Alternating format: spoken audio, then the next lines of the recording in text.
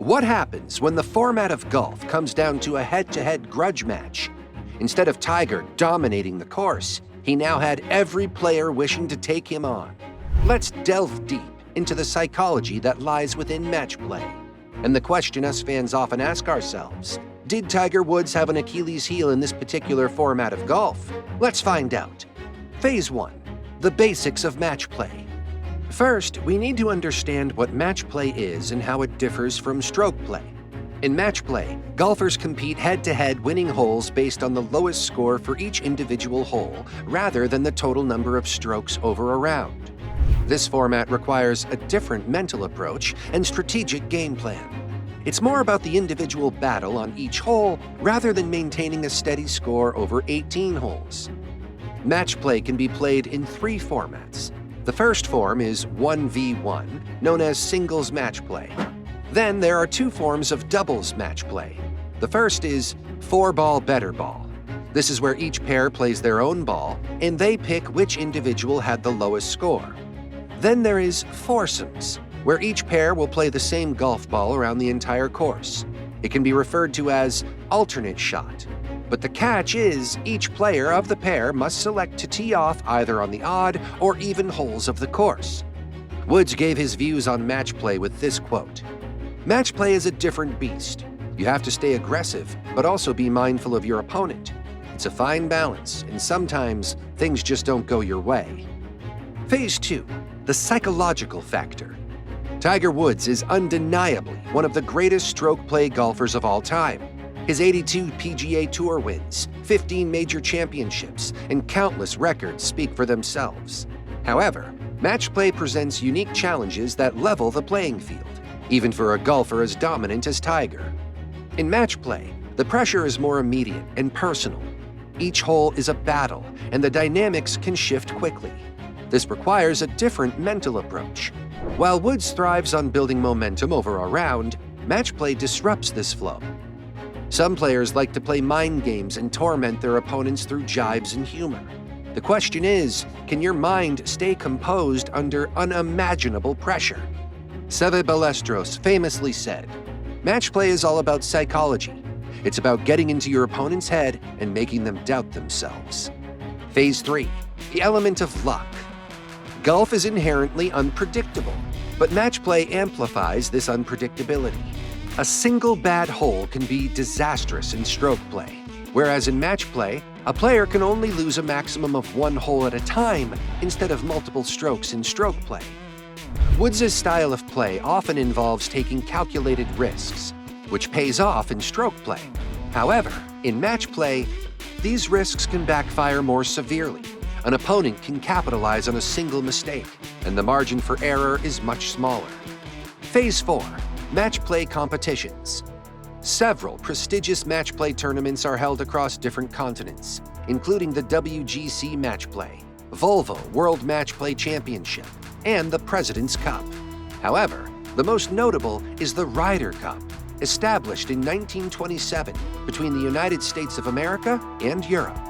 This tournament, nearing a century of tradition, showcases all 3 formats of match play across 28 matches, featuring 2 teams of 12 players. The tournament is played every 2 years, with each continent hosting every 4 years. Phase 5. Playing Tiger. Being Tiger Woods' opponent in match play is a unique situation. Many golfers found extra motivation and focus when playing the best player in the world. This heightened competition meant Woods often faced opponents playing at their absolute best, and every player on his team wanted to pair up and taste this pressure. Darren Clarke produced a notable quote after defeating Woods at the 2006 Ryder Cup. "To beat Tiger Woods is always special, but to beat him in the Ryder Cup is something I will cherish forever. It's a highlight in my career." Lee Westwood was also victorious against Woods at the 2002 Ryder Cup. You always have to bring your A game against Tiger. Beating him in the Ryder Cup is a testament to how well you played, because he doesn't give an inch. These player quotes reflect a level of respect and admiration for Tiger and the standards he set for the modern game. While some players could sense Tiger's standards were human in a head-to-head shootout, not all players were victorious. Phase 6. Woods' overall record. Let's look at some statistics to further understand Woods' match play performance. In the WGC Accenture Match Play Championship, Woods has a record of 33 wins and 20 losses, being crowned champion on 3 occasions in 2003, 2004, and 2008. In the Ryder Cup, Tiger was selected 8 times, but his overall record is surprisingly underwhelming: 13 wins, 21 losses, and 3 halves. This record contrasts sharply with his individual stroke play dominance. Critics often point to Tiger's Ryder Cup record as evidence of his match play struggles. The Ryder Cup is a high-pressure environment where individual prowess must blend with team dynamics, and Tiger's fiercely individualistic approach doesn't always mesh well. However, it's essential to consider the context. The Ryder Cup features the best players from the United States and Europe, and the team element adds layers of complexity. The pressure, the partisan crowds, and the intense national pride make it unlike any other event. In such a cauldron, even the greatest can falter. Moreover, Tiger often faced Europe's top players, who elevated their games in this unique environment. A notable example of Tiger's resilience in the Ryder Cup came in 2010. Paired with Steve Stricker, Tiger won his first 3 matches before losing in the singles. This performance showed that, when paired with a complementary partner, Tiger could be a formidable match play competitor. His singles victory, 4-3, over Francesco Molinari in the 2010 Ryder Cup was another highlight, showcasing his ability to deliver under pressure. Beyond the Ryder Cup, Tiger's President's Cup record is more favorable. With 24 wins, 15 losses, and 1 half, Tiger's performance in this shows that he can excel in match play formats.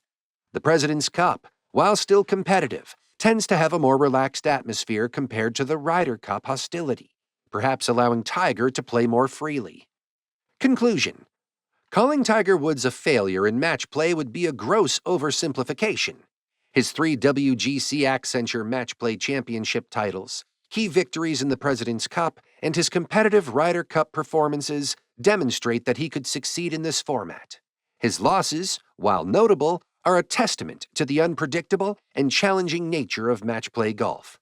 Moreover, Tiger's impact on match play transcends his win-loss record. His presence in these events elevated their profile, drawing in viewers and increasing the stakes. Every match involving Tiger was a must-watch, not just for his fans, but for golf enthusiasts worldwide. His fierce competitiveness and unmatched skill level made every match play event he participated in more exciting and prestigious. So, was Tiger Woods a failure in match play?